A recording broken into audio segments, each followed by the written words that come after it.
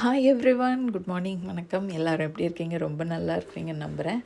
நான் செஃப் தீனாஸ் கிச்சனோட பெரிய ஃபேன். எனக்கு செஃப் தீனா பண்ணுற நிறைய சமையல் ரெசிபீஸ் எனக்கு ரொம்ப ரொம்ப பிடிக்கும். ஸோ அதிலேருந்து ஒரு ரெசிபி தான் இது. இப்போ நான் ரீசெண்டாக பார்த்தது தக்காளி புதினா சட்னி. இந்த சட்னி நிறைய ஊற்றி சாப்பிட்ணும், நம்ம இட்லி தோசை எது கூடனாலும். ஸோ அதுக்கு என்னென்ன தேவைன்னு பார்ப்போம். நான் 2 வெங்காயம், ஒரு தக்காளி, 2 பச்சை மிளகா, கொஞ்சம் காஞ்ச மிளகா, ஒரு 4-5 காஞ்ச மிளகா, பூண்டு, இஞ்சி, நிறைய புதினா அண்ட் கொஞ்சம் கொத்தமல்லி, இவ்வளவும் எடுத்திருக்கேன். இதில் இந்த புதினா இதில் கொஞ்சம் ஜாஸ்தியாக தேவைப்படும். ஸோ புதினாவோட ஃப்ளேவர் யாருக்கெல்லாம் பிடிக்கும்னு சொல்லுங்கள். எனக்கு புதினாவோட ஃப்ளேவர் ஆக்சுவலி ரொம்ப பிடிக்கும். சும்மா அதை வாங்கின உடனே வாங்கி வச்சுட்டு நான் அதை மோந்து பார்த்துட்டே இருப்பேன். எனக்கு அவ்வளோ பிடிக்கும்.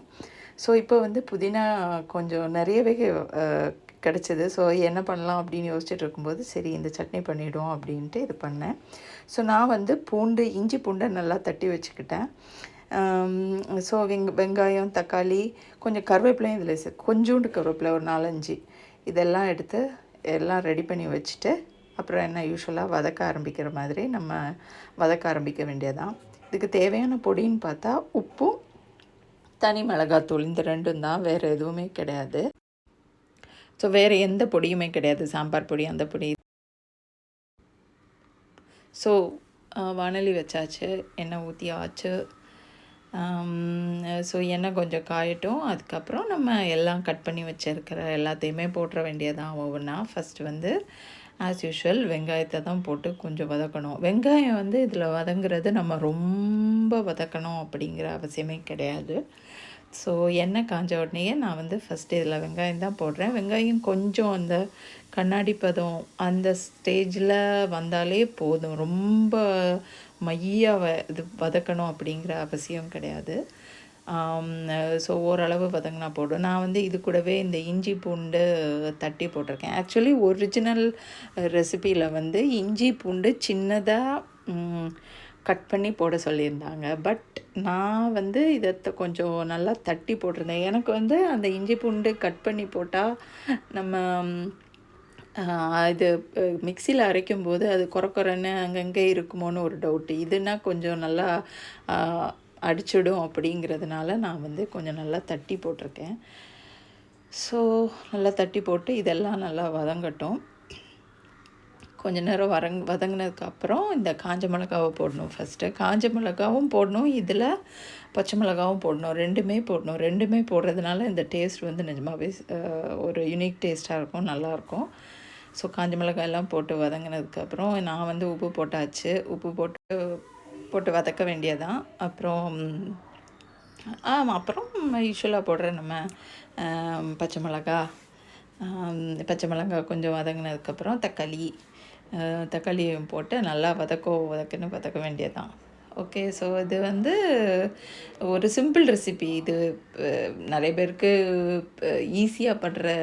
ஈஸியாக என்ன சட்னி பண்ணலாம் அப்படின்னா இது பண்ணலாம். இந்த சட்னியோட ஸ்பெஷாலிட்டி என்னென்னா, இது நம்ம சும்மா தொட்டுக்க யூஸ் பண்ணுறதில்ல. இது அப்படியே இந்த சாம்பார் மாதிரி நிறைய ஊற்றி குழப்பி அடித்து சாப்பிடுவோம்ல, அப்படி சாப்பிட்றதுக்கான ரெசிபி. அப்படி சாப்பிட்றதுக்கு இது சூப்பராக இருக்கும். அப்புறம் கருவேப்பிலை கொஞ்சமாக தான் போடணும், ஒரு 4-5 போட்டால் போதும். அதுக்கப்புறம் இந்த புதினா அண்டு கொத்தமல்லியை போட்டுற வேண்டியதான். ஆனால் இதில் ஒரே ஒரு டிப் என்னென்னா, புதினா கொத்தமல்லி போட்டதுக்கப்புறம் நிறைய நேரம் இது கண்டிப்பாக வதக்கக்கூடாது. வதக்குனா அதோடய ஃப்ளேவர் வேறு மாறிடும். ஸோ இதுதான் இதில் உள்ள சின்ன டிப் அண்ட் சீக்ரெட்டே. ஸோ வதக்கி ஒரு நிமிஷம் ஆன உடனே நம்ம ஆஃப் பண்ணி வச்சுட்டு ஆற விட்டுறணும்.